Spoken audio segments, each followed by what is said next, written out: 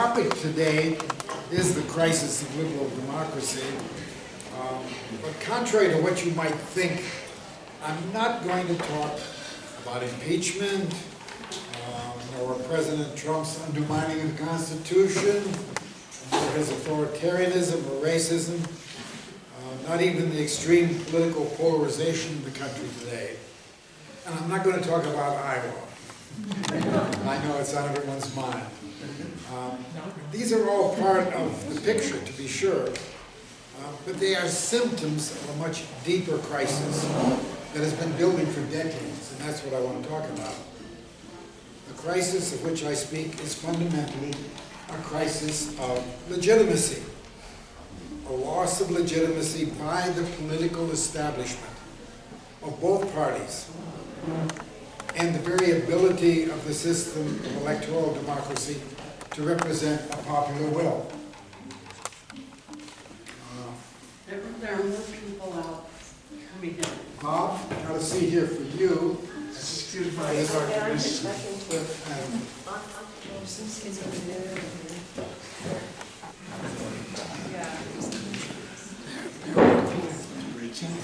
I'm going to be talking about the crisis of legitimacy. The faith in that system that yielded political stability for so long has been betrayed by the political elite. And so large swaths of the electorate no longer believe in it and have become cynical or rebellious. Now, why has this come about? That's the question I want to address today. It goes back to the neoliberal globalization that has long dominated economic policy. What is neoliberalism? Well, since the mid-1970s, this ideology of neoliberalism has become the dominant public ideology in much of the capitalist world. Championed first in Britain by Margaret Thatcher, and then in the US by Ronald Reagan.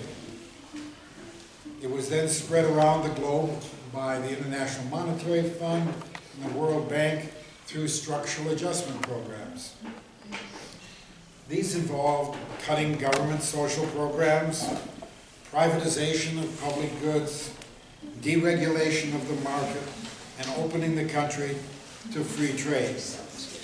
This was seen as downsizing the role of the state, opening the economy to market forces. Neoliberalism was a turn away from the welfare state that had existed in many countries previously. The rationale for this shift was the claim that the social benefits and regulations were a burden on the economy that hampered growth. Free markets were said to better raise living standards for all sectors of the society. A rising tide lifts all boats was the slogan. The historical record of the decades since, however, since the advent of neoliberal policies, shows that the rate of economic growth has slowed compared with the prior period of welfare capitalism. And the inequality within countries as well as between countries has widened. Neoliberalism ushered in secular stagnation and greater inequalities. In other words, neoliberalism failed to live up to its promises. Nevertheless, the ideology has continued as the dominant public discourse and guide to policy. How has this been possible? Basically, the answer lies in the fact that neoliberalism is a class project of capital. It has been promoted in the interests of capital in order to claim an ever-expanding portion of the social surplus against the interests of the popular classes. It was through class struggles by the popular classes that benefits and protections had been won through the state. Organized workers and social movements had exercised associational power over capital to create the welfare state. With the eclipse and sometimes repression of social movements and the weakening of unions in the 1970s, the balance of power tipped decisively in favor of capital. No longer were popular classes able to mount countervailing power to that of capital, allowing it to dominate the state in its favor. Neoliberalism spells the end of popular sovereignty. We can now see that neoliberalism arises in the absence of popular forces able to restrain capital. Nevertheless, neoliberalism is the default position of capitalism when unrestrained by popular struggle. It is what has been called absolute capitalism. It is 100% capitalism, unbridled by popular forces. While proclaiming the supremacy of the market, in fact, neoliberalism is not independent of the state. It does not mean the disappearance of the state or even its weakening. This is the dirty secret of neoliberalism, often overlooked by its critics. True, the state is weakened in its ability to promote and protect the interests of the popular classes. But capital still needs a strong state to promote and protect its interests. The market is not self-regulating, as Alan Greenspan discovered to his surprise in the 2007-2008 financial crisis. It was then that the state stepped in to save capitalism from its excesses, bailing out the banks by shifting their bad debt onto the backs of taxpayers. What this illustrates is the marriage of the state and corporate capital. The state becomes the instrument of private capital, setting the rules of the market in its favor and protecting it in the event of market failure. This is an inversion of the role of the state as conceived in democratic theory. The state is supposed to be subordinate. The state is subordinated to the market rather than the people. As Karl Polanyi puts it in his book, The Great Transformation, with neoliberalism, social relations are to be embedded in the economy rather than embedding the economy in social relations. The people are to serve the market rather than the other way around. Neoliberalism is hostile to unions. The association of workers to collectively represent their interests is seen as an impediment to the market. The market in labor as a commodity.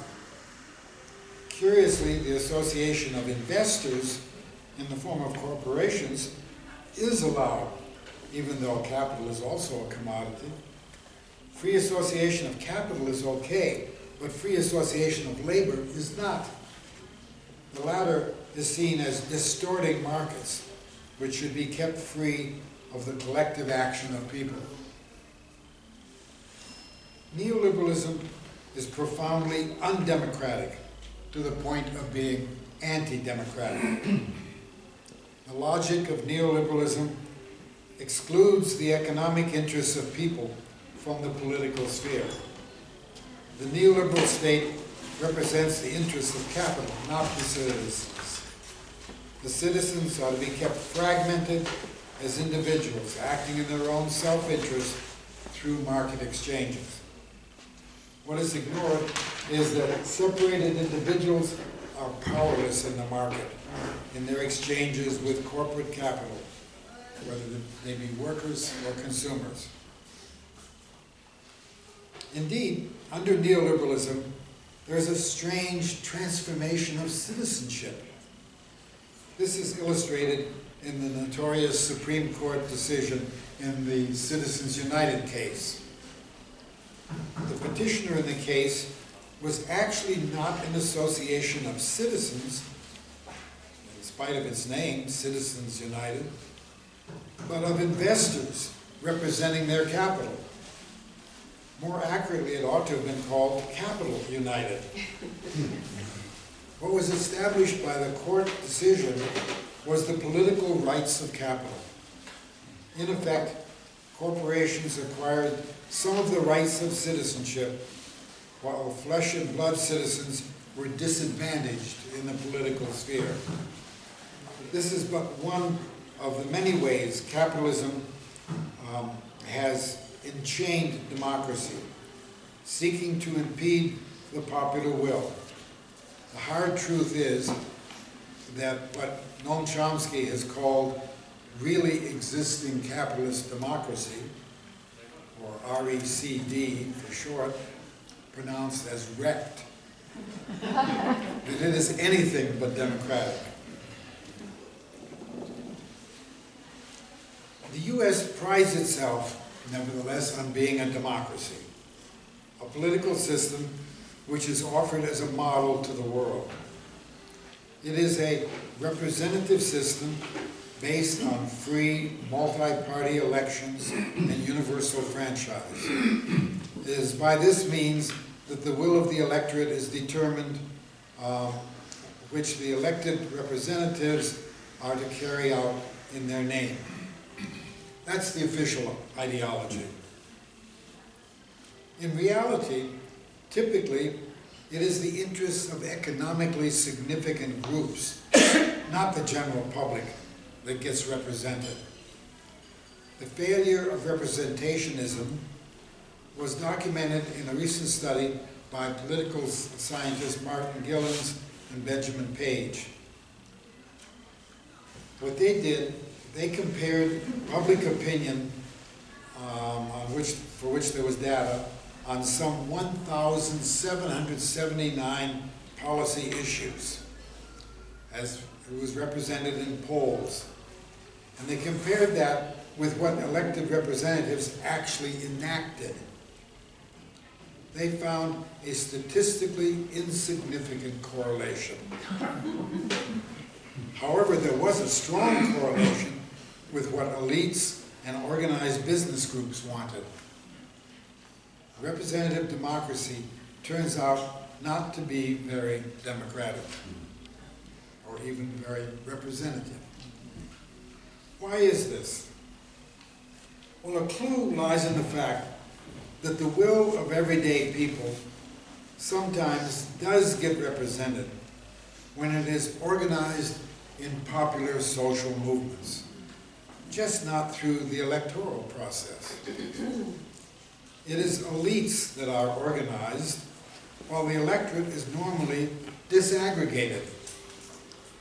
This enables elites to manage political processes at numerous points.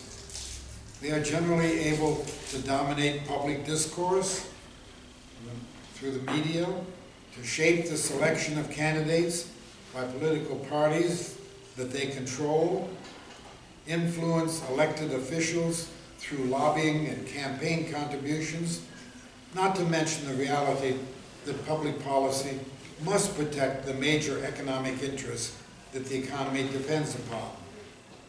Well, such realities are familiar to us all. Some political scientists refer to the U.S. political system as a polyarchy, rather than by the term democracy. Polyarchy, as described by Joseph Schumpeter, democracy means only the people have the opportunity of accepting or refusing the men who are to rule them. Period. As defined by Robert Dahl, polyarchy is simply the selection in multi-party elections of leaders from among competing elites. Between elections, the governing elite rules, largely insulated from the popular will. It is, at best, a kind of low-intensity democracy. A little history about this. Concern with elite control in American political life goes back to its beginning. It can be seen in James Madison's fear of a democracy of the common man. Living in a society already divided into property classes and those with little or no property, the chief architect of our Constitution sought to fashion political institutions through which the interests of the ruling class could be protected and that would not allow the multitude to prevail where that might injure the rights of others, particularly the property rights of the wealthy. Let me quote from Federalist Paper number 10. Democracies have ever been incompatible with rights of property.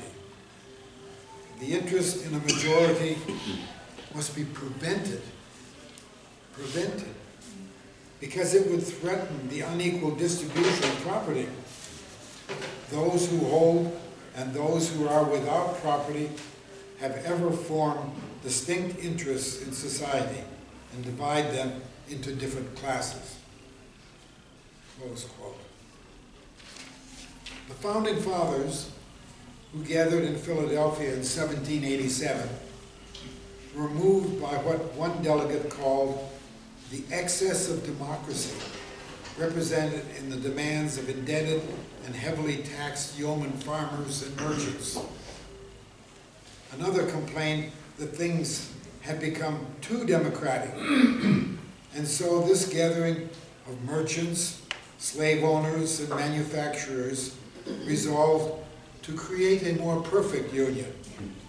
Indeed, the Constitutional Convention amounted to a conspiracy of the propertied classes to create a system of federal government strong enough to protect them from those in the popular classes, and yet weak enough not to itself be a danger to their interests. The Constitution was the founding document of our polyarchy. The Constitution framed not a democracy, but the removal of a supposedly sovereign people from government. Madison congratulated himself and his co-conspirators for their success in removing the people from the councils of government, ensuring that it would remain in the hands of those whom he deemed better qualified. Elections are just the way to legitimate those who will rule us. A managed polyarchy is the ideal form of rule under neoliberalism, to come back to that now. The World Bank recognized this in its 1977 report.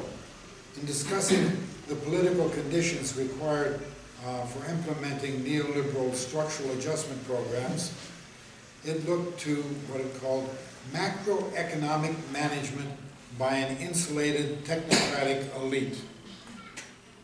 I'm going to repeat that phrase. The ideal political system was one of macroeconomic management by an insulated technocratic elite. That is a non-political elite schooled in neoliberal economics that is protected from popular protest when social supports for people's well-being are withdrawn and turned over to the market. The elite needs to be impervious to the inevitable IMF riots as the state shifts from its liberal role as promoter of social reproduction to its neoliberal role as promoter of capitalist reproduction. Such an insulated elite was achieved in Chile in 1973 through a brutal military coup.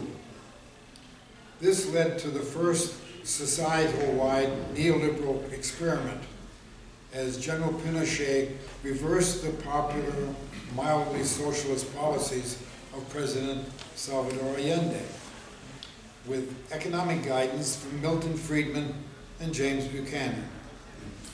Elsewhere in Latin America, neoliberalism was imposed on indebted countries through IMF structural adjustment programs. But in some countries, such as Mexico, ruling sectors of the political elite eagerly embraced neoliberalism, either because they saw it as a way to enrich themselves or because of their U.S. education in neoliberal economics. In the case of the political elite in the U.S., they had long identified the national interest with that of corporate capital, and the polyarchic political system enabled them to push through a neoliberal fix to the ailing economy in the 1970s. Civil society is the site of most social reproduction. Family, education, sociality, commons, etc.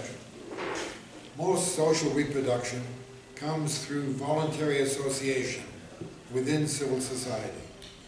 Sometimes the state is called in to support and protect, for example, social benefits, labor protections, unemployment benefits. Under neoliberalism, these are seen as impediments to market forces. Capital calls on the state to be its promoter instead. Capital aims to swallow all of civil society. Well, this change in the role of the state portends a crisis of legitimacy. And that brings me at last to my main thesis. The legitimacy of the liberal state rested on the fact that while supporting capital, it also provided some social benefits to the population.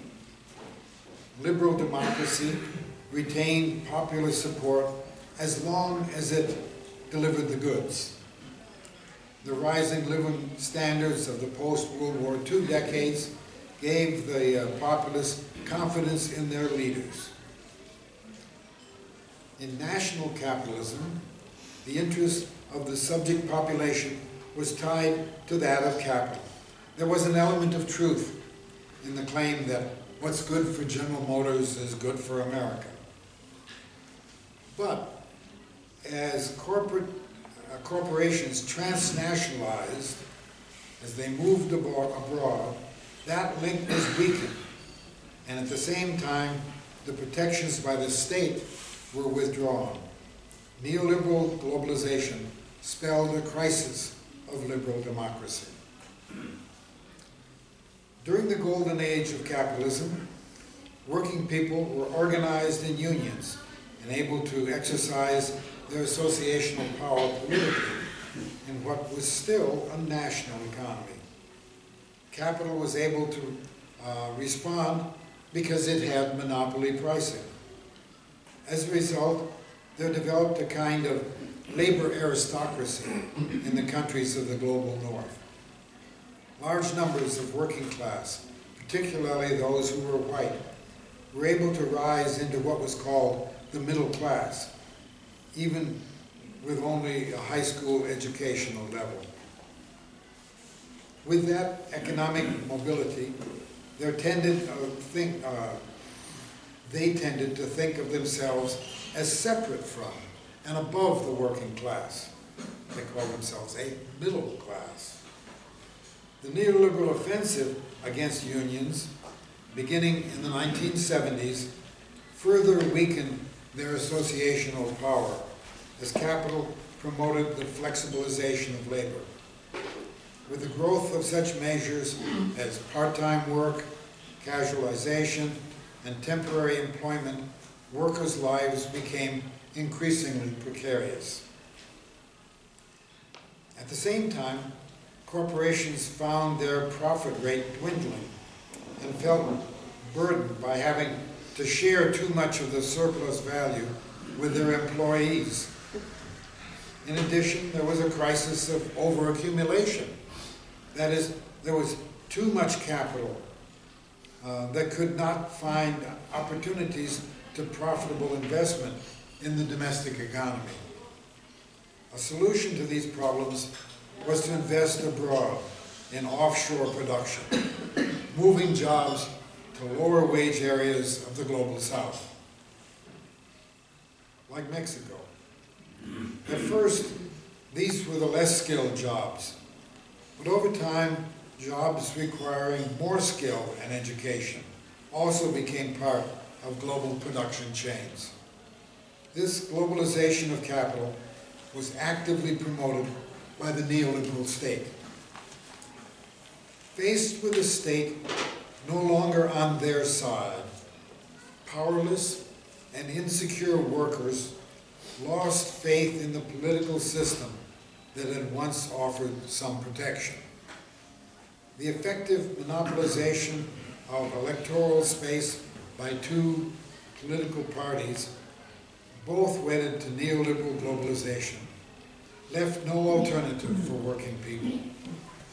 The established parties, no longer able to represent voters' economic interests, sought to appeal to them with identity politics, wooing minorities, women, different sexual identities, whites. Had they been listening, the political establishment had been put on notice of the widespread dissatisfaction with this neoliberal globalization project as early as November 1999, with the protest against the World Trade Organization in Seattle. A broad intersectional movement burst into public view as environmentalists, trade unionists, human rights activists, farmers, animal rights groups, consumer advocates, and religious figures all joined in the battle in Seattle. These were groups that had long been organizing in their own separate silos. It was the power play by transnational capital to consolidate its dominance that animated the galvanized civil society to join together. This was not the first warning, nor would it be the last harbinger of the legitimacy crisis that was building from below, and that there were protesters in Seattle from some 100 different countries showed that it would be a worldwide crisis. The popular anger with the political elite's abandonment of them grew silently until in 2016, some candidates finally connected with it. In the presidential election, anti-elite anger ran strong. The Democratic Party establishment barely prevented an avowed socialist from becoming their candidate, even though it meant electoral defeat. The Republican Party establishment was not able to manage the nominating process and ended up running a dissident candidate, who as president was soon able to capture the party leaders. Polyarchic liberal democracy had become difficult to manage.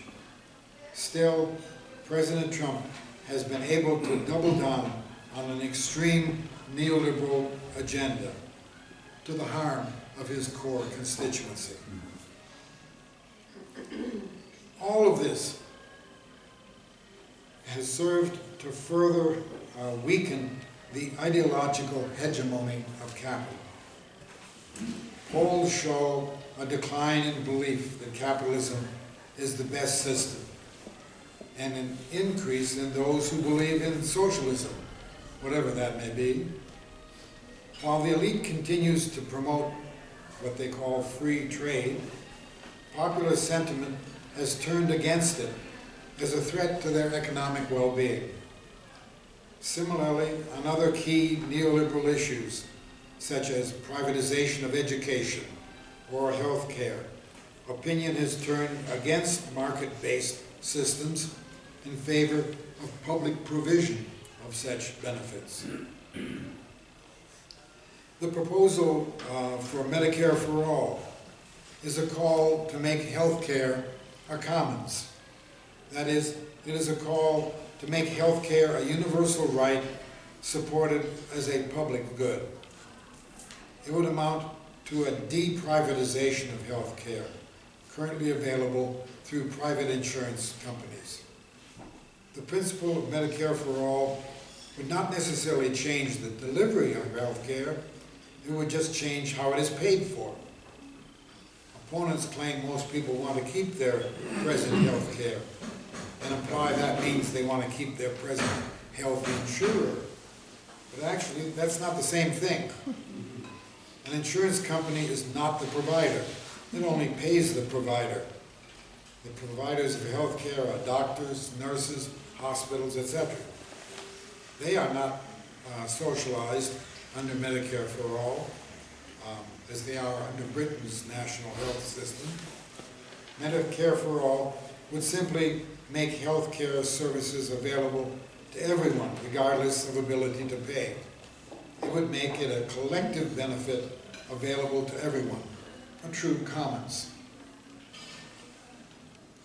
Similarly, the proposal for tuition-free public universities and colleges is a call to bring higher education into an educational commons, just as elementary and secondary education has long been a commons provided at the local level.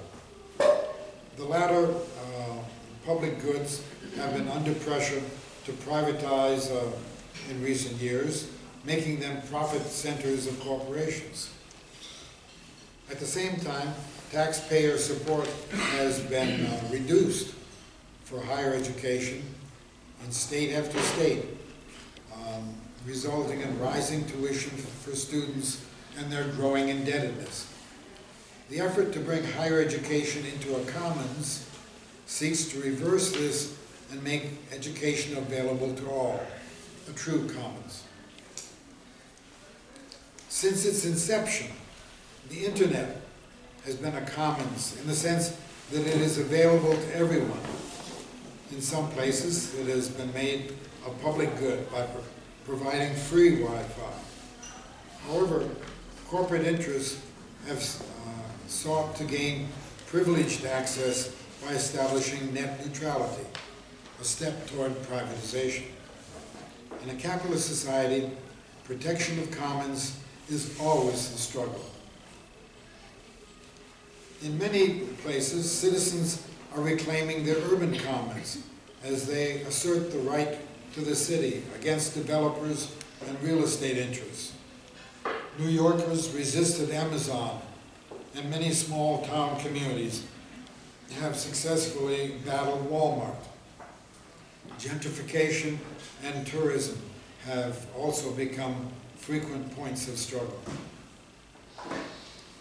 We are coming to appreciate the value of many of the commons we have taken for granted. Preeminent among them is planet Earth. Global warming has forced us to realize the failure to manage the human impact on the global ecosystem by allowing private corporations to discharge CO2 into the atmosphere, oblivious to the consequences. In addition, toxins, plastics, and all sorts of waste have been discharged into the earth and its air and water, turning the environment into a garbage dump. As with any commons, proper governance is required for sustainability. Everywhere, commons are under attack by neoliberalism. The corporate form of capitalism is a powerful behemoth seeking to enclose or abuse commons in a veritable tsunami of privatizations. And generally, political elites have facilitated this in the name of economic growth. Key to the successful operation of a polyarchic system is the disorganization of the subordinate classes. Elites then can aggregate them under their leadership. This is what electoral campaigns are about. Elites compete with one another to see who can do this most successfully. But when elites fail to manage the process sufficiently, then space opens up for alternative leadership to contest. This is what happened in 2016 in the US. But as long as the populace remains disorganized, they remain massified and powerless, easily manipulated by a new elite. A genuinely democratic development, popular democracy, depends on self-organized social movements from within civil society. The fatal flaw of liberal democracy was that it removed the people from governance, just as Madison had intended. As a result, governmental provision of public goods, even when won by popular struggle, tended toward the bureaucratic, to be administered by professionals. This has been at the heart of the conservative critique of social programs. To be democratic, social programs must be social. They must be rooted in civil society. In polyarchy, elites rule not only from above, but also by extending downward into civil society, achieving hegemony. This is what Gramsci called the extended state. This includes building institutions in civil society that are consonant with elite rule. Beyond that, it also includes penetrating into the very subjectivities of the subordinate population. This is the ideological dimension of hegemony that sustains consensual domination. The ideological fabric of domination is now unraveling. As we have seen, the legitimacy of liberal democracy is questioned. So too is the belief in capitalism as a desirable or even viable social order. Many recoil in horror as the inhumanity of a system that treats everything as a commodity and values profit above all else. The image of the human being embraced by neoliberalism is that of a purely self-interested man, seeking to maximize his own material benefit, unrestrained by morality or concern for others. This homo economicus, as economists call it, is a theoretical construct that they use in their theorizing. But the disturbing fact is that the absolute capitalism of neoliberalism is making this image into a reality. We see it personified in Donald Trump, a nearly perfect neoliberal man, self-interested, with little compassion or concern for others, disregard for morality and even legality. And as we recoil from this in horror, we recognize it as a personality disorder. And we learn from that by way of a negative example to better appreciate what it is to be human. This offers us an opportunity to purge our inner Trump. One of the central ideas that has kept us enthralled to capitalism is that of individual freedom. It has long been a pillar of the system and is appealed to in order to justify deregulation and privatization. Privatization of public education is said to give parents freedom of choice.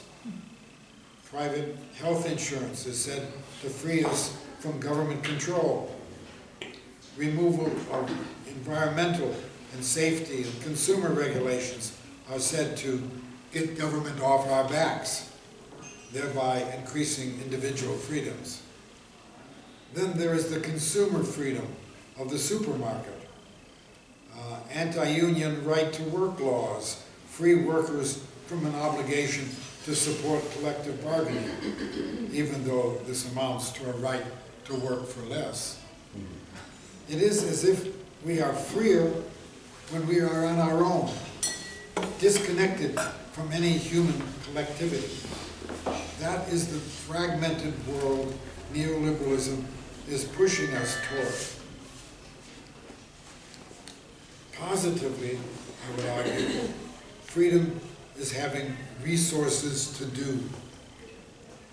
It is being able to act as you choose because you have the means to do so. Many of the resources to do, we provide for each other collectively. We have them, not in the sense of private property. We have resources to do in commons. Through our commons, we augment our freedoms. Our cultural commons enable me to perform music, write poetry, paint a picture, write a book. Our environmental commons enable me to live, to feel awe in the beauty of nature. Our health commons enable me to live a long and healthy life.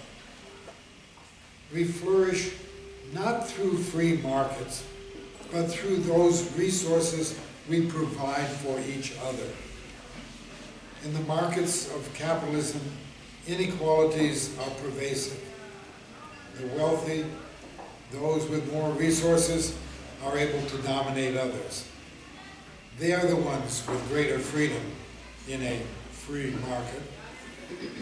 As an individual consumer, I am powerless against the corporations that supply commodities. I am not free. As an individual worker without the means to produce, I am powerless against employers. I am not free. As an individual on my own, I am powerless against the mining company that wants to strip its minerals. I am not free. But in association with a community that protects resources in common, we increase our freedom. As the neoliberal agenda is being pushed through, destroying one by one our public goods, we are better able to appreciate their value. There are resources beneficial to our well-being that are best provided in common. Private education, or public education, is such a commons. So too is healthcare and the internet and a healthy physical environment. When well managed in a democratic way, commons contribute to human flourishing and nurture citizenship. Neoliberalism seeks to enclose all these commons, commodifying them so as to realize a profit from selling what should be ours by right. It will take the popular democracy of social movements to preserve and expand the commons. That is a challenge we are waking up to as we are faced with their loss to the neoliberal juggernaut. With liberal democracy in crisis, the elite is finding it difficult to manage the system in defense of neoliberalism. They resort to such practices as voter suppression, gerrymandering, packing the courts with right-wing judges, and blocking congressional votes on popular legislation. The corporate media plays into this by failing to inform the public about social issues, instead focusing on the antics and demagoguery of an authoritarian president, thus further distracting the public. Ideologies of neoliberalism who believe that market should reign supreme, even trumping the democratic popular will to devise barriers to oppression of that popular will. Nobel Prize-winning economist James Buchanan even advocated constitutional principles that would ensure the market could not be overruled by government. Following James Madison, democracy must be prevented. The neoliberal project requires that the market take priority over the democratic will of the people. The paradox then is that the political system becomes as illegitimate as the economic system. And with that, I will rest.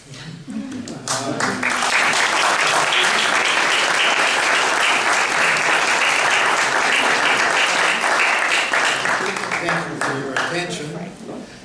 Bob Stone is here. I'm supposed to introduce him. Instead, I'll introduce Bob. He's a co-founder of the Center for Global Justice, along with Betsy Bowman, who came in with him.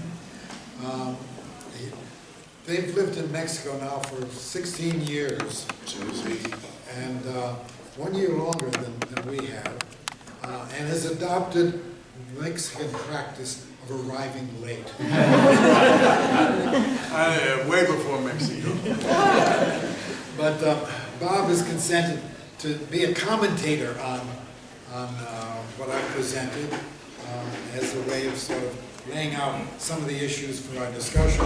I know that many of you probably have your own comments and questions as well. So we'll let Bob, who has read it and studied the presentation in advance, to go first. You talked about the events tomorrow and Thursday. Yeah. Oh, yeah. Okay. Cliff and I began our partnership in 1982 by starting the Radical Philosophy Association, which used to not be on curriculum vitas for jobs in the philosophy profession. But it is now, so we're legitimated. But Cliff has been doing adult ed since that time. That very year he acquired an abandoned library in Baltimore and started doing what he's been doing here since we arrived in 2004 and started the center. So I'm happy to continue the partnership, and I wanted to just say how his simple phrase, I'm not sure I've got exactly the words, we increase our freedom by acting in common. So profound and so American and so deep in our history. And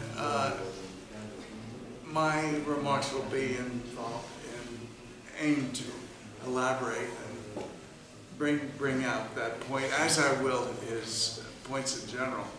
Okay. Cliff's analysis of neoliberalism since the mid-70s rightly focuses on the U.S. state, the U.S. state, as opposed to government, abandonment of its former role of protecting the people from the excesses of capital accumulation, as in the New Deal. But I'll emphasize growing global resistance to its new predatory role of unashamedly helping capital accumulation.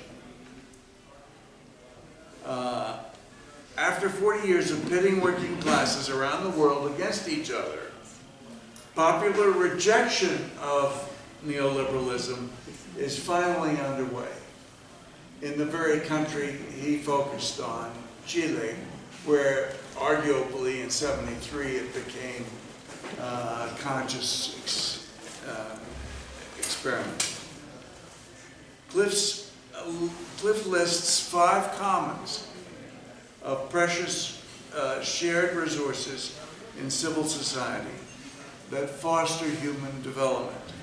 Healthcare, higher ed, the internet, cities, and the earth, including its atmosphere, all are being commodified and professionalized, made into dehumanized profit centers. They must be protected, Cliff urges, as common resources essentially for making ourselves human. Yet, Cliff does not also focus on frontally limiting capital's social power itself. That is, the power it has precisely to destroy the commons he wants to protect and extend. I'm asking Cliff now why this is and why he doesn't pursue that limiting. And I'll bring out how a proposal by Bernie Sanders does, so he can explain why he leaves that out, I hope. But meanwhile, I'll amplify his perspective in 4 ways. First, by recounting the current uprising against neoliberalism. Second, I'll describe Bernie's frontal campaign for worker control of capital. And third, I'll argue his corporate accountability program. I'll hand this out shortly. I wish I had enough for everyone, but didn't know there'd be more than 15 people. I'll argue why his program does, and programs that do limit capital's social power, do deserve our support. And fourthly, I'll describe Sartre's notion of where that's headed, what a capital-free world emancipated from the domination of capital might be like, how we might imagine it. So first, the global uprising. An anti-neoliberal uprising is taking shape, starting with uprisings in South America. Take Chile. The voice of the Chilean people was muffled by dictatorship in 1973 when Pinochet used military force to dictate a new constitution,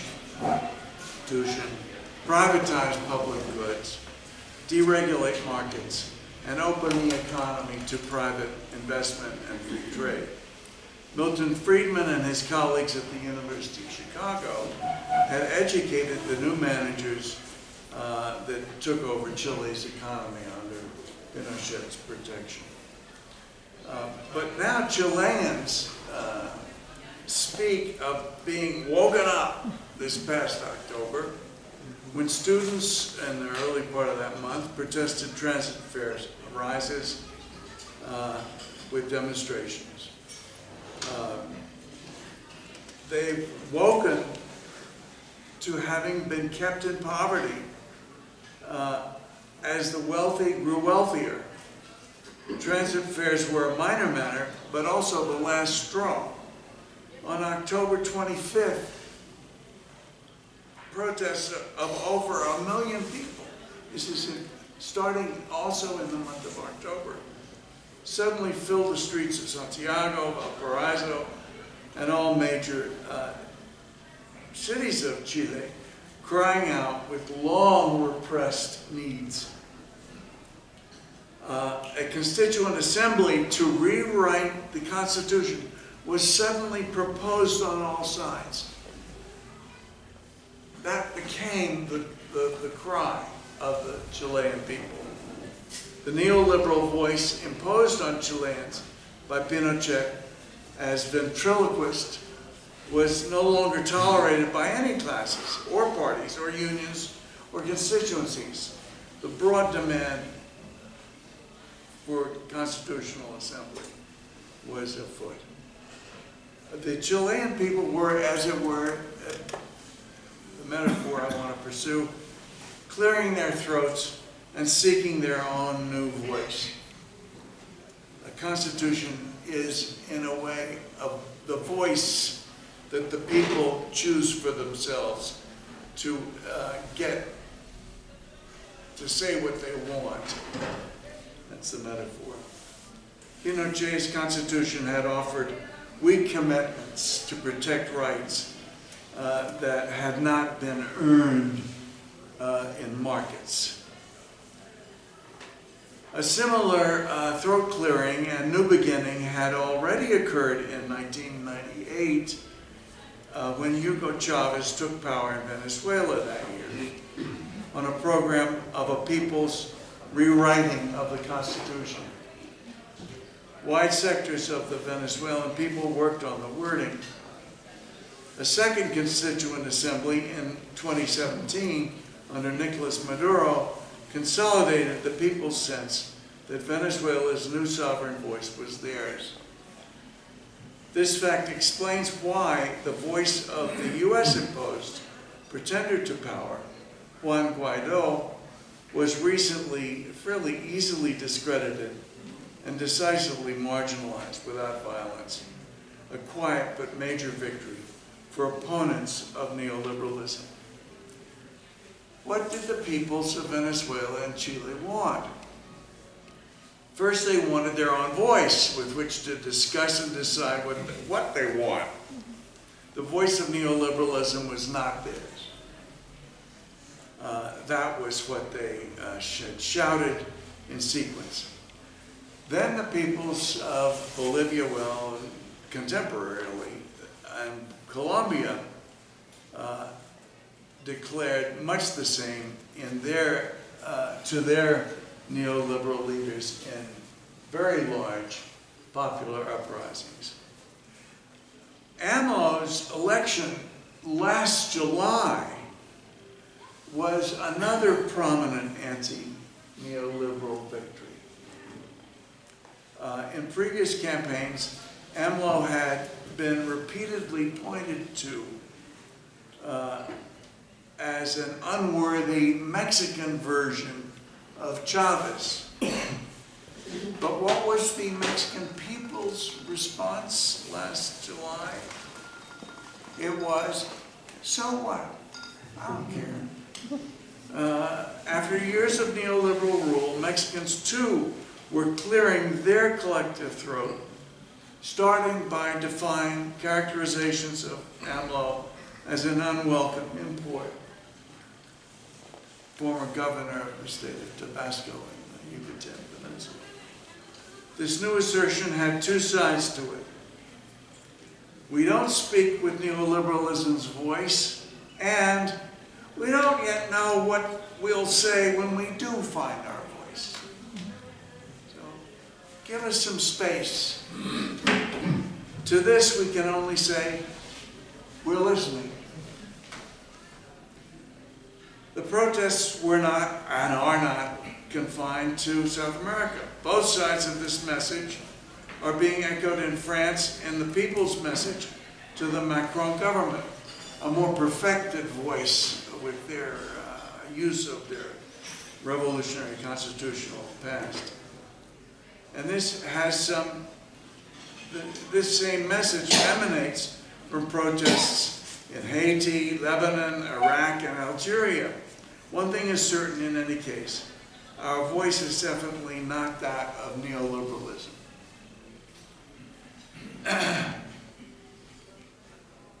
Second point, Bernie's control of capital.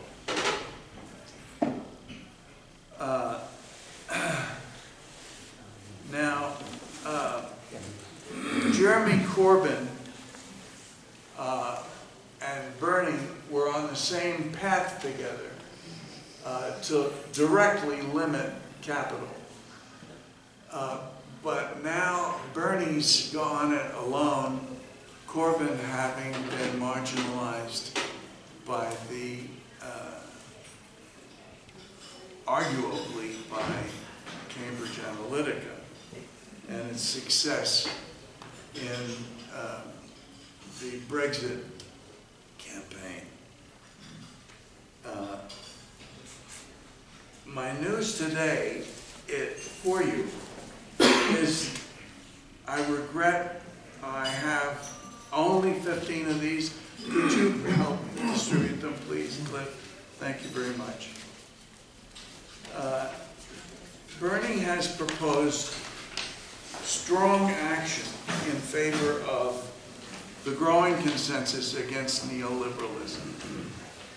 This is news because you may not know that on October 14th, a mere 2 weeks after suffering a heart attack, on October 1st, Bernie announced a set of new policies that he will undertake as president under the title of Corporate Accountability and Democracy. That's the bundle. I'm going to briefly describe it. Cliff can be forgiven for not mentioning it since the media has been totally silent on it.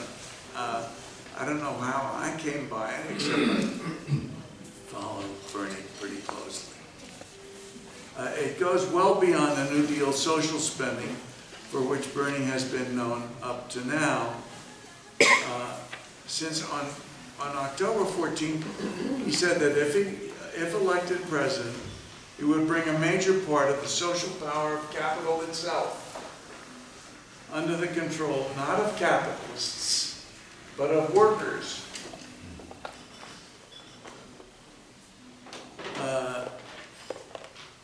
This program envisions a massive transfer of corporate wealth from its current shareholders to the workers in the major central capitalist corporations.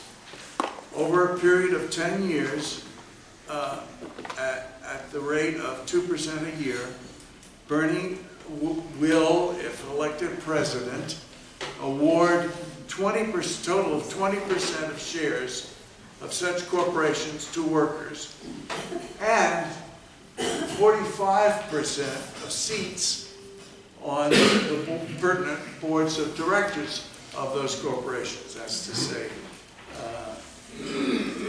big corporations. I think it's $1 million of capital wealth and above. This updates what was called the Meidner Plan. Meidner Plan is a nonviolent use of the voters' right to alter the relations of production under which wealth is produced. Should we want that to happen? That was instituted in Sweden in the 70s. As developed by a commission headed by Rudolf Meidner for the major Swedish Labor Federation and the corresponding political party.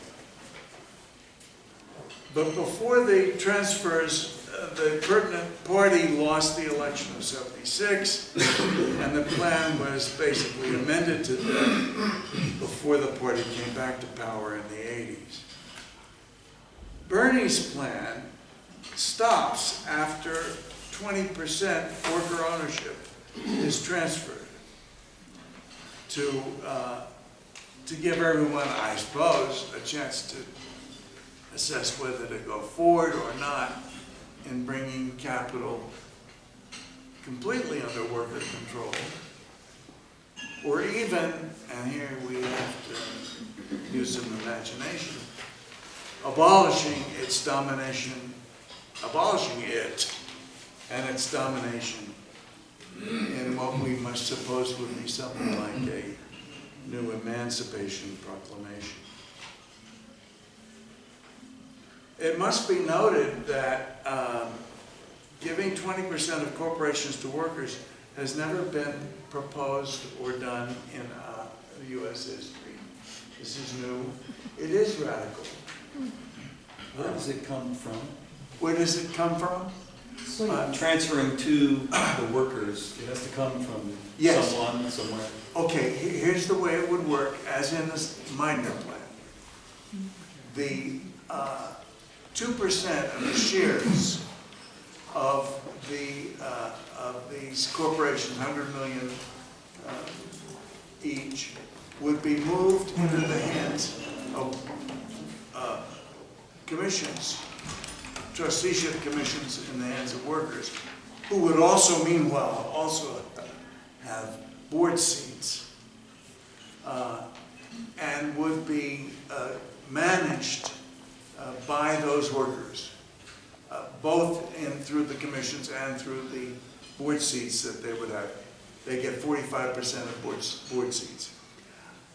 I'm not going to spend too much time on it. If I can just go on and elaborate in my rather hasty way, because I want to get to discussion.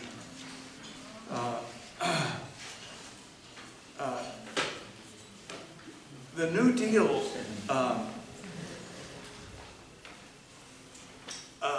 did not transfer wealth. It taxed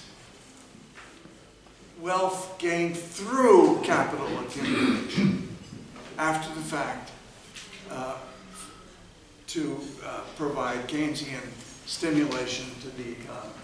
Basically pump riding, putting money in the hands of workers to get the wheels of production going again. Bernie is now using law to change the way wealth itself is generated, cooperativizing the relations of production.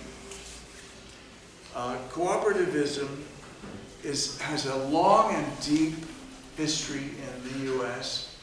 It's traced usually back to the Rochdale pioneers in Manchester in 1844, but there had a new Lanark had been started in Indiana before that. The U.S.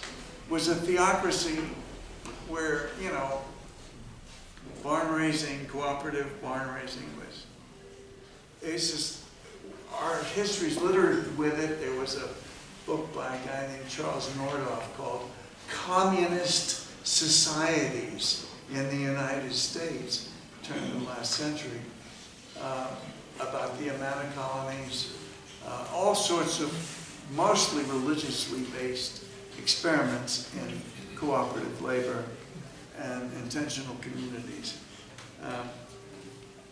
The current resonance of Bernie's plan is Mitbestimmung,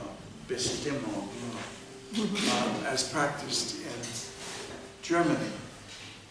German corporations by law are required to have 50% seats in the hands of workers. So it's not at all unknown. Bernie's looking for 45. This is a way of moderating and disciplining capital, enlisting worker loyalty, and keeping capital under the vigilant eye of wider constituency, namely the workers. Let me note that it was after Bernie came forward with this plan on October 14th that his gradual but now convincing rise in the polls over his competitors began after this proposal. What conclusions you want to draw from that, I'll leave in your hands. The corporate Democrats, noting both this program and the rise of Bernie's popularity, are now pushing for a Republican to replace Bernie. So we can expect plenty of red baiting, anti-communist, Cold War McCarthyism tactics to be rolled out big time to stop Bernie, this commie.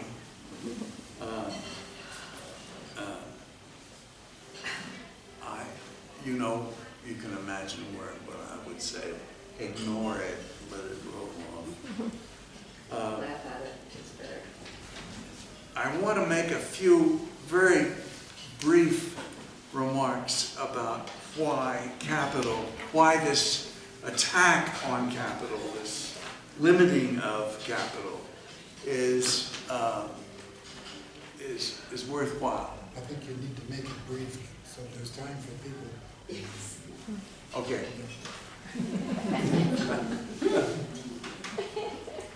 How long would you say I have? Well, 2 minutes. I'm just saying, we've got a lot of people here, many of whom I'm sure have things they want to say. Right. So it's 20 after 12, we've got 40 minutes left, so hopefully most of that time will be for the audience. But no, go ahead, I don't mean to cut you off. Cliff used the word capital in a conventional, acceptable way, which is to personify it as if it were an agent.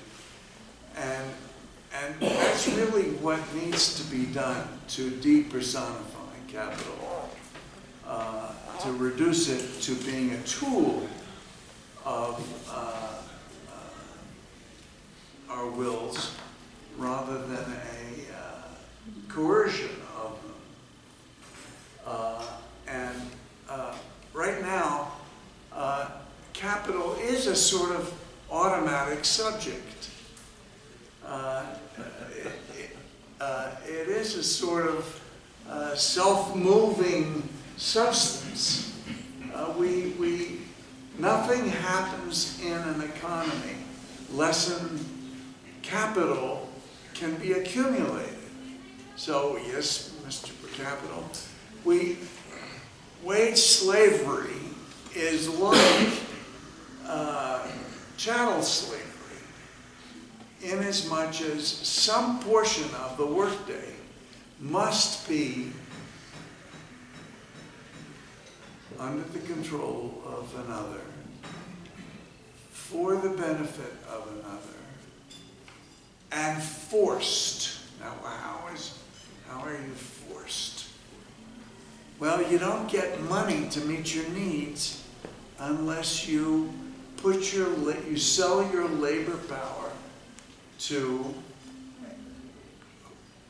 capital? No, to a guy who represents capital, whose goal is, as a manager, to help the owners of the enterprise to make more money from your labor than it costs them to hire it.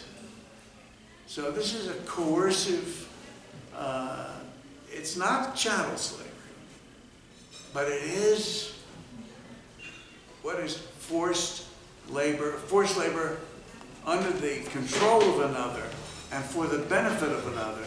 Why? So that that other cannot work if they choose to. Ooh, I'm working so someone else can. Yeah. The ads about calling your stockbroker from the beach in the Barbados. Move it over to this county. So someone else need not work. Ooh, that rubs us the wrong way. We're workers.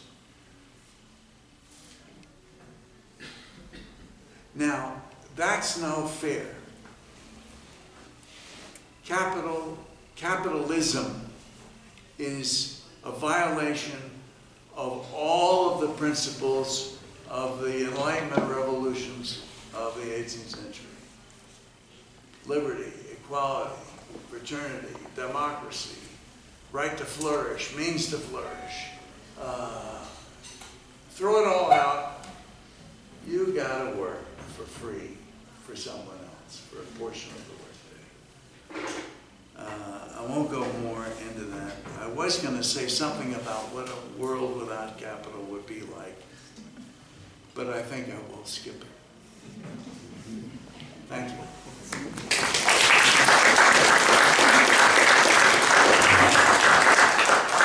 Well, you've been very patient. Appreciate that. And And while you respond to some of the substantive points that Bob has raised, I want to leave the time as much as possible for you all. So who has the first question or comment? Right here. I found your presents very provocative, and I would just give you a bit of yeast you could engage in if you want to get more involved in this conversation. The Big Short is a movie that covers much of what was discussed in a more focused format. And in today's New York Times, there's a discussion of the Deutsche Bank, which is a wonderful story. If you really want to know everything about what's going on, you just follow this story. In the next couple of years, you might have as good a focus as you're going to get from this discussion. And I just am trying to give you something to work with to go forward on the topics that have been put in front of you today, which you did a great job on. We will be showing the film, The Big Short, I think the week after next. No, in March. We're going to show it in March. Week after next, we're showing The Great Hack, which is about Which you can how also see Cambridge, on Netflix. Yeah. Yeah, it's how on Netflix Cambridge right now. Analytica use Facebook to get Okay. Trump elected. Other comments and questions? Well, just a comment on, if I get it clarified, that in Germany, 50% of corporations' board of directors need to be workers. It's called co-determination. And their economy is strong. Their economy is strong. The strongest Yeah. in Europe. They're happy people. They have universal health care. They have public free college. It's just, that just, Workable system. yeah. Yeah, and its workability includes the fact that when workers feel they have some say in how the business is run, they are more highly motivated. It helps morale and productivity. So it's been very successful in that respect. There have been experiments similar to that in the United States. There was a period of time, for example, when workers had a seat or two on the General Motors board.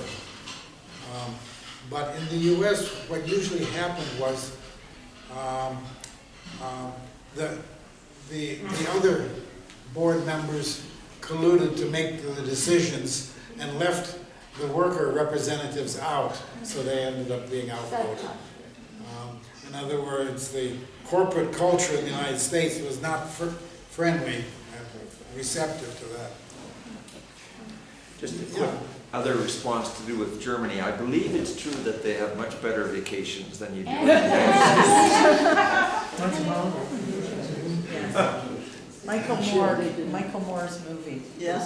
Oh, yeah, that's a big one. Sure. I just think that we on the progressive left, perhaps we need to concentrate more on our language, the way the right does, and with their commie and whatever, and mentioning liberty, equality, fraternity. That's a good one to keep mentioning, because it makes people think that we're referring to something of great value. And I don't know where it came from, if it's yours or came from somewhere else, but the powerful placebo that the right is dishing out with all their control of the press and all the lies and everything. Powerful placebo, that is wonderful. Yes. I think I heard you say that one of the major linkages we need to look for is a healthy civil society. And I've spent decades in civil society work in health in the United States. And I would like to suggest that our civil society in many ways in the United States has been co-opted by big money. And the best example I will give is funding from the Gates Foundation or the Buffett Foundation. And they fund our liberal causes, particularly women's health, which is where I've spent most of my life. And it is very disturbing to me that that accumulation of private capital is driving public policy and in many ways suppressing the voices of civil society. Where they agree with the voices of civil society, they will fund those organizations, and or they will push for the direction of those civil society organizations through their contributions. So I think we need to really examine our own complicit behavior through civil societies in being beholden to that capital because they support some of the issues that we care about. That's not specific to corporations, though. Also, you could say faith-based organizations, yes, everything, in very high, vulnerable societies who have that kind of thing. But even with Gates, you talked about the fact that, for example, sanitation in Haiti, they were very active. Their solution was to put, solar toilets in the area. The problem was, once they put them up, there was nobody in the country to be able to maintain them or fix them or anything else. That lasted for about 18 months. So it's this idea that they find a problem, corporations, and then they find a solution that is consistent with their wheelhouse of things without listening to the individuals that, in fact, are the beneficiaries of that. Right. They lose community, right? Their policies, their money direct a corporate solution, even though they're coming from their own private wealth. That wealth comes from corporations. So yes, we've allowed civil society, as a leader of for many years of civil society organizations, we've been co-opted by their directing their philanthropy to certain work that may or may not really have the full benefit or provide the full benefit to civil society and to the people who need it most. Now, this is a prime example of what I referred to, Gramsci's notion of the state extended into civil society to shape it in a way that is favorable to the interests of the elite. Well, and the state, would you agree, sorry to interrupt, but that the state is in fact giving up its responsibility to these pools of capital who in turn are driving public policy and changing public policy. Now, capital operates not only through the state, but also more directly through foundations and the like. What you need, you use the phrase a healthy civil society, healthy not just in the medical sense, but a vibrant civil society is needed to have democracy. And one of the sad realities was has been written about extensively by Robert Pittman, who talks about the decline in what he calls social capital. That is the kind of interpersonal relations within civil society that makes it possible for people to act collectively. His book is called Bowling Alone. He points to the fact that rather than league bowling, where people did collectively, there's been a huge growth in bowling alone without that collectivity. And that's the case in so many other aspects of life. A vibrant civil society is necessary, and that is an important part of the concept of the commons. A commons not just given bureaucratically by the state or by philanthropy, but commons that comes from and is governed by civil society. And that experience of participating in collective governance, whether it be sitting on the local board of parks to make policy on how the public parks will operate, or on the school board or whatever. That's part of the democratic education that contributes to a vital civil society that then can resist efforts to manipulate it from above. Yes? It's a question. You haven't said much about the unions and their role and where they are at the moment and where they could be or should be. Well, I did refer to the neutering of unions and the weakening of unions. The United States has long had much more compliant unions than European countries do.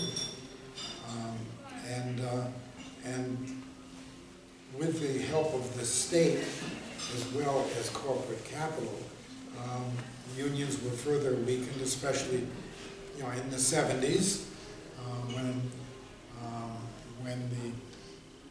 the corporations management could threaten unions with moving offshore if they didn't give up benefits that they had won through hard struggle previously.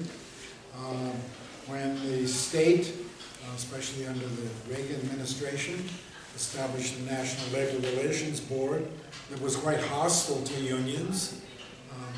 So you got the further weakening of unions.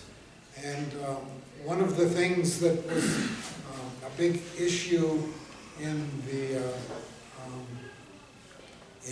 recent presidential elections was to have, in Obama's election, there was an issue of having automatic check-off provisions that makes it easier for people to belong to unions, to join and to pay dues. That was a campaign issue that Obama raised, but in fact, once in office, he did not implement. And in general, Republicans have been quite hostile, and it should be said, many Democrats also quite hostile to measures that would empower unions, because that means then you get the countervailing power of organized workers against the power of capital. Yeah. Hi. Thank you both for your presentations, and I just had a few things to say. I don't think we need a new word, oligarchy. I think we already have a really good one, oligarchy, ruled by a tiny group of people over an entire country that happens to be capital, representatives of capital. But I think it's also important to talk about, I know you didn't want to talk about Iowa, but to talk about what happened last night, just briefly, that there was a technological app that was funded by a Hillary Clinton organization called Shadow that was the problem with the statistics coming in last night, and anyone can look it up. It's called Shadow, and it has many Hillary people in charge, and it's also been donated to by Pete Buttigieg, who claimed victory with no statistics on the votes coming in.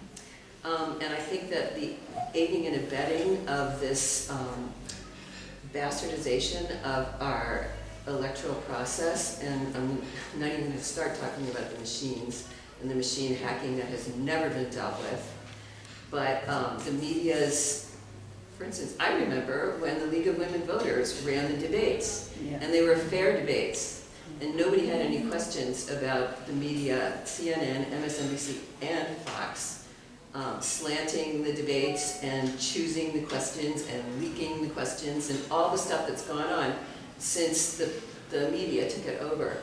And the people that are still believing that the media has your best interests in mind, I really think you need to read more widely on the internet and get a little bit more serious about your sources, because you're being propagandized 24/7. Okay. Other comments or questions? Yes. I'm from Britain. The Cambridge Analytica, in fact, didn't have much effect in this last election. They did in the Brexit vote.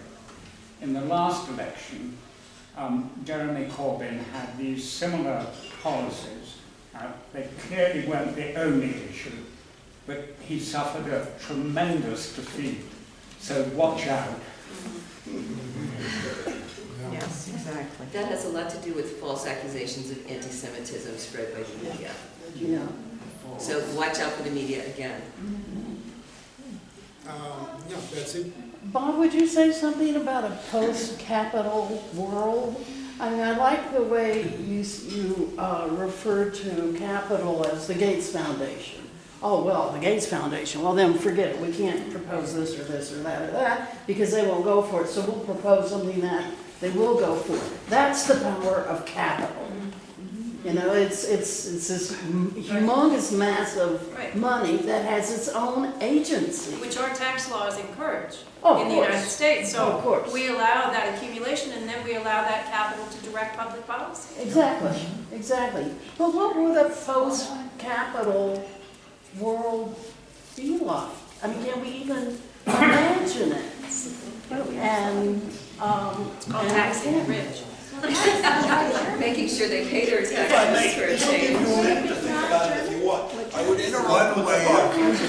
If you want to read an interesting book on capital deployment and who has discretionary ability to invest it, there's a book by a guy named David Callahan that's recently out that talks about foundations having as much disposable income to fund the causes they choose to pick as the federal government has.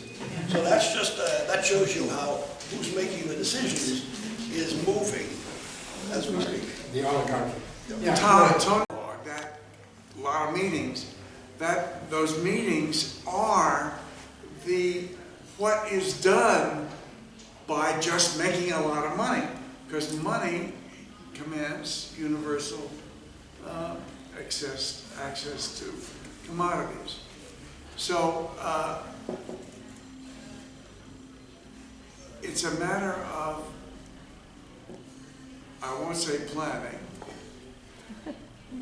because you can have planners off in a bureaucratic building someplace running everyone's economy. That's not what I'm talking about. I'm talking about communities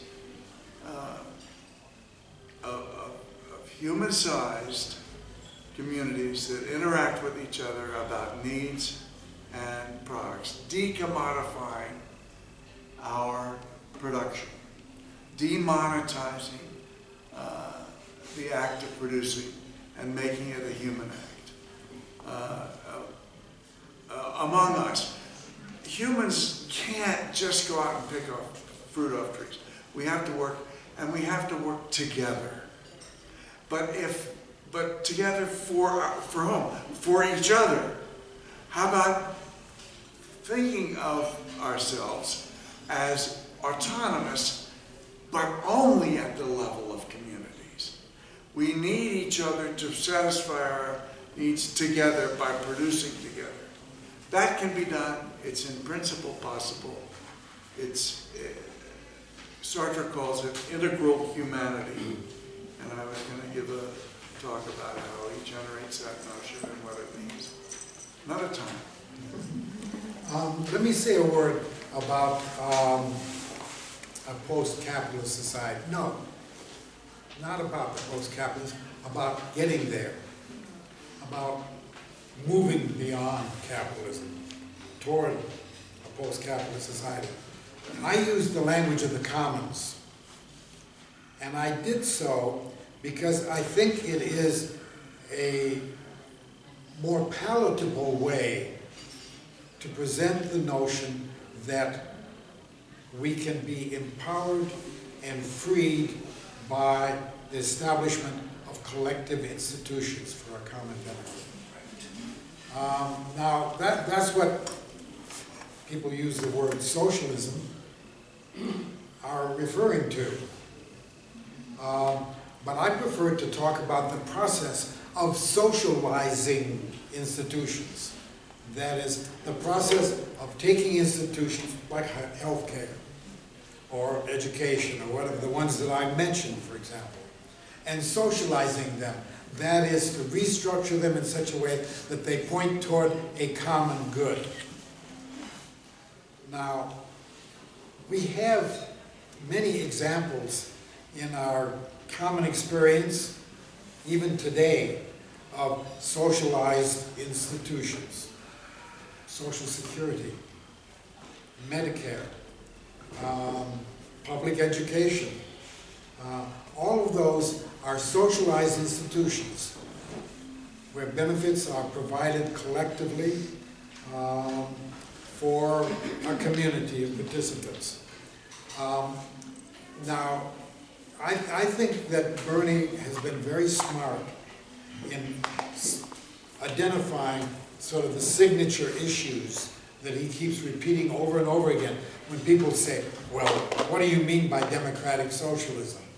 Oh, I mean, you know, Medicare for all, I mean, tuition-free higher education, etc. Those are things that tap into something that people understand. Now, his including the Meidner plan in his program is an important step. If he's in office and able to enact it, which of course is a big question, but it's too big a step right now, I think, for most voters. Instead, need to begin to accommodate people's understanding to the notion of having public goods, public benefits. And that can then lead to a further expansion of public goods like that envisioned in the Meidner plan. You're not talking about the socialism for the rich that we're currently experiencing, the subsidies to fossil fuel and Big Ag and every other place that we're putting our money that is subsidizing the wealthy while we're all living under robber baron capitalism and everybody else. Yeah, yeah. And I think that flip side everybody's to ready. the common goods that he's talking about Right, is exactly. the curtailment of the public goods that are given to what he calls the 1%. Yes, and I do have to disagree. I think that there's a majority of the people in the country who are actually ready for Bernie. And if we would ever get clear statistics about who voted how, we would see that. Yeah. I'd like to think about how we're going to do. And I think the first thing we need to do is try to take control of education. Because if we can educate the children, the teenagers, the youth, more about what it is to live in a cohesive, productive society where everyone's happy, everyone helps each other. You know, my son and his wife are teachers, and they work on the kids about, you know, global warming, it's private school, global warming, you know, different, sometimes policies, they just work them in. And then these students go home and they talk to their parents. So we need a big thing, not just about college reimbursement, you know, getting down the cost of a college education, but in secondary schools. Yeah, can I say something to that? I don't disagree with you, but I think that we should not assume that it's only schools that educate people. Oh, You know? Basically, all of the institutions that structure our lives educate us to certain values and certain behaviors. Preeminent among them, the marketplace. I mean, that educates us to a kind of individual consumerism. And so, you know, whatever we can do to strengthen education in the sense of schooling, whether at the primary, secondary, or advanced level, is good, but that's a long-range project if we're talking about social change. There are lots of other institutions that also educate us, and we need to address them as well.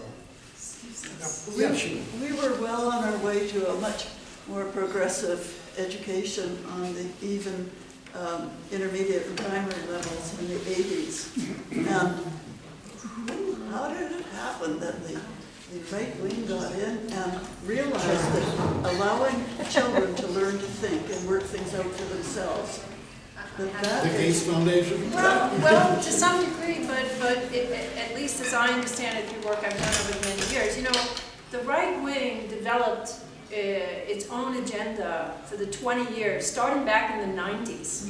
And part of that was electing at the local level school board members to take control of curricula and selection of textbooks and so forth. It was also at the local level to be able to drive policies on healthcare, etc. So that agenda was created in the 90s and resulted in where we are in terms of the conservative legislature that we have in the United States. It was a 20-year plan, a long-term horizon that included education, healthcare, unions, so this is not something that happened, as we all know, I think, in this room, but it was a very clear, specific agenda to elect on the local level and have an impact on local society. That's true, but it goes back even earlier than that. Yeah. It goes back to the 70s. Yeah. With what is called the Powell Memorandum. Lewis Powell, before he became a justice in the Supreme Court, prepared a memo for the U.S. Chamber of Commerce. He was concerned about the increasing hostile environment toward capitalism that came out of the activism of the 60s. And so he drafted for the Chamber of Commerce a long-term plan for turning the country around in a more business-friendly direction through foundations, through think tanks, professorships in universities, through the media. It was a multi-dimensional plan. And that's when, for example, the Business Roundtable was established, which was an organization of the CEOs of the biggest corporations in the country, who began to play a political role that they had not before. And that has been played out since in various areas, such as education, but not only there. Well, we've run out of our allotted time. Any last quick comment that is burning to be voiced? Well, then we could also add that the academics turned away from progressive social ideas and embraced postmodernism, and trashed the whole idea of planning. And I argued for years, the right is planning. They're planning very well. They're very successful at it. I also wanted to say, I was on the Board of Ed once in a little town in Connecticut, and I thought, well, why doesn't the Board of Ed run the TV stations? I mean, the Board of Ed should be, kids spend more time watching TV than they do in school. So the Board of Ed should be running what is put on television. And just a little factoid for those of you who are concerned about the U.S. economy and the legitimacy of the people who are running it, the technocrats, the specialists. I've discovered a wonderful new website that's been around for a long time, I guess, Wall Street on Parade. And the Fed, the Federal Reserve, which is not supposed to lend money to hedge funds and investment banks and so forth and so on, since September has put $6.6 trillion into the banks and into the liquidity coverage ratio that all banks need to have, to balance their books every night, and they usually get this money from money market funds, but the money market people are not lending to the banks, so the Fed had to step in. 6.6 trillion. That's more than what World War II cost. And this has been set in September, and it's continuing. And the Fed is not allowed to lend money to hedge funds and brokerage firms, and they're doing it. It's the New York Fed, by the way, not the Fed in general. Okay, well, thank you all for this discussion.